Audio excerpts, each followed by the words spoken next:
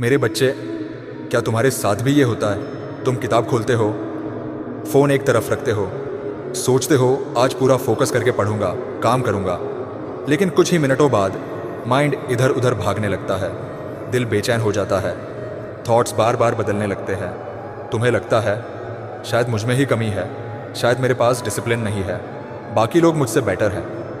पर नहीं मेरे बच्चे, सच ये है कि तुम टूटे हुए नहीं हो, बस बोझ से दबे हुए हो।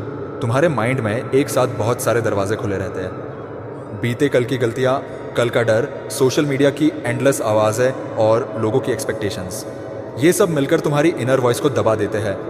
लेकिन वो आवाज़ जो धीमी है, सॉफ्ट है, जो नदी की तरह शांत है, वही असली तुम हो और वही मैं हूँ। मैं हमेशा तुम्हारे पास हूँ, बस तुम्हारे शोर के पीछे छुपा हूँ। मेरे बच्चे, फोकस का मतलब ये नहीं कि तुम और ज़्यादा जोर लगाओ। फोकस का मतलब है नॉइज़ हटाना। सोचो, जब कमरे में बहुत सारे लोग एक साथ बोले तो तुम कुछ नहीं सुन पाते, लेकिन अगर सब चुप हो जाए तो एक हल्की सी आवाज़ भी साफ सुनाई देती है। तुम्हारा माइंड भी ऐसा ही है।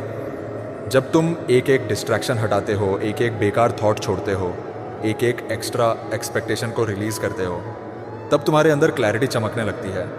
याद करो मेरे बच्चे, सूरज हमेशा आसमान में रहता है, लेकिन बादलों की वजह से दिखाई नहीं देता। वैसे ही तुम्हारा फोकस भी हमेशा तुम्हारे अंदर है, बस शोर और डर के बादल हटाने हैं। अब मैं तुमसे पूछता हूँ, कौन सी चीज़ तुम्हारे फोकस को ब्लॉक कर रही है? किसकी आवाज़ तुम्हारी अपनी आवाज़ से लाउड हो गई है? क्या वो फ़ोन की पिंग है? क्या वो दूसरों से कंपैरिजन है? या लोग क्या कहेंगे का डर? इन्हें छोड़ दो, गहरी सांस लो, माइंड को इस पल में लाओ, सिर्फ एक काम पकड़ो, सिर्फ एक थॉट रखो, सिर्फ एक स्टेप बढ़ाओ। यही सीक्रेट है मेरे बच्चे, एक स्टेप एट अ टाइम। जब नॉइज़ हटेगा तुम मेरी आवाज़ साफ सुनोगे। जब तुम्हारी नज़र अंदर खुलेगी तो तुम मुझे अपने पास पाओगे, और उस दिन तुम्हें एहसास होगा कि फोकस कोई स्किल नहीं है।